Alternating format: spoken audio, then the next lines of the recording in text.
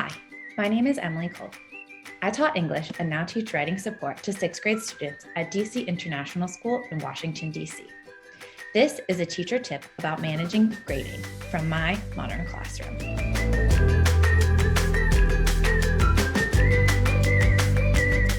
We know that mastery-based grading is best for students, but we as teachers are also being asked to do too much, especially now.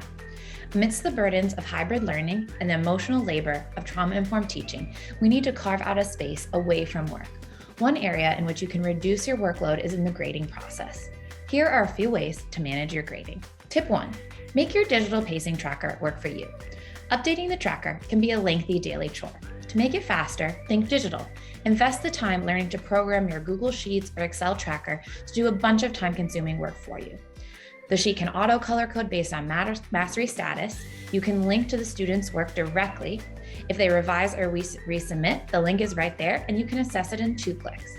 You can also train students to advocate for themselves by commenting on the sheet when they are ready to be checked.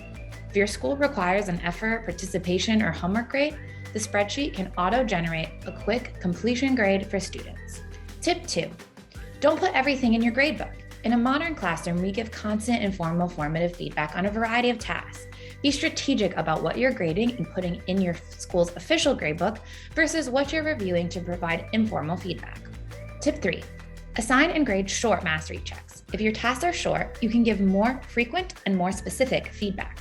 For example, a teacher might provide part of a writing task like evidence and ask students to explain it. It is more effective to give students short, targeted assessments than many long tasks that will take too long to grade. Tip 4, invest time in making good rubrics and pre-writing comments. A rubric should be concrete, student-friendly, and anticipate student errors. If your rubric already includes common misconceptions, you will not need to write out as many personalized comments.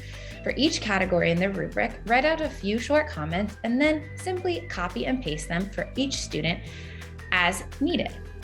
Tip 5, narrow down the locations for grades and feedback and train the students. In the past, I found myself using multiple platforms to give grades and comments. Try as much as possible to put all feedback in one location and stick to it. Train your students in all the clicks needed to view the information. If you invest heavily in training students, it will save a lot of time later on. We get lots of questions at the Modern Classrooms project about how to cut down the time it takes to update trackers and post grades. And I hope this teacher tip about managing grading from my modern classroom helps you.